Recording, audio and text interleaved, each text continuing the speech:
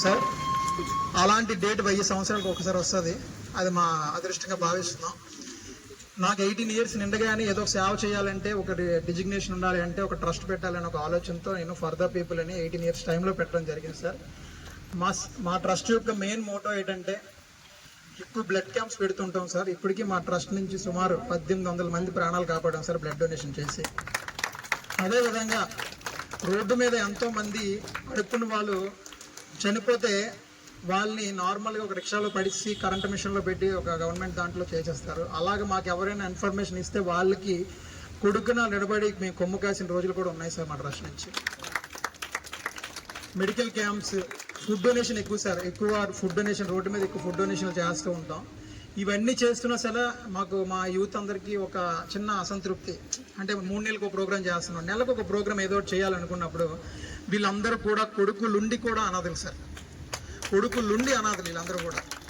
కొడుకులుండి వాళ్ళు వదిలేసి ఒంటరి చేసి కొంతమంది అనాథలుగా ఉన్నవాళ్ళు, కొంతమంది ఒంటరి మహిళలు సార్. వీళ్ళందరూ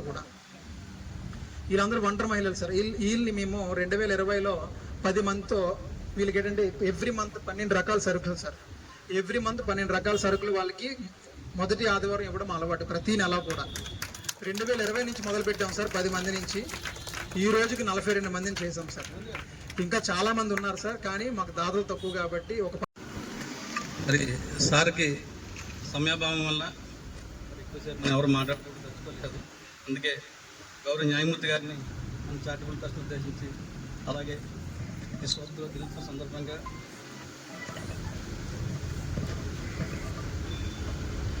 మా చారిటబుల్ ట్రస్ట్ను ఉద్దేశించి మాట్లాడాల్సిందిగా కోరుచున్నాం.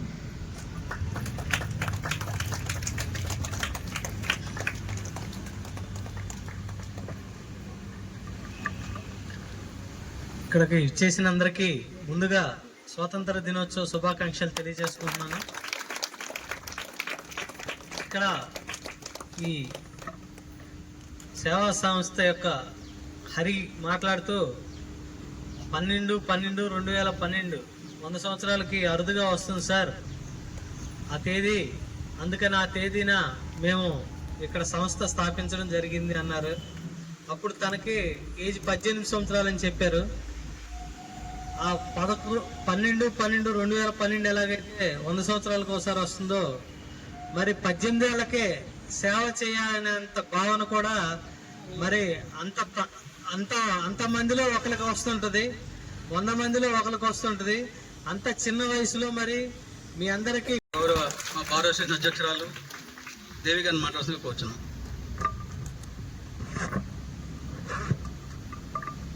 ఇక్కడికి విచ్చేసిన ఈ వేదికలు అలంకరించిన మా జడ్జి గారు డాక్టర్ విజయచంద్ర గారికి, మా తోటి న్యాయవాదులకి, ఇక్కడికి ఈ ట్రస్ట్ తాలూకా మొత్తం సభ్యులందరికీ, లబ్ధిదారులకి అందరికీ పేరు పేరున నా ధన్యవాదాలు తెలియజేసుకుంటున్నాను.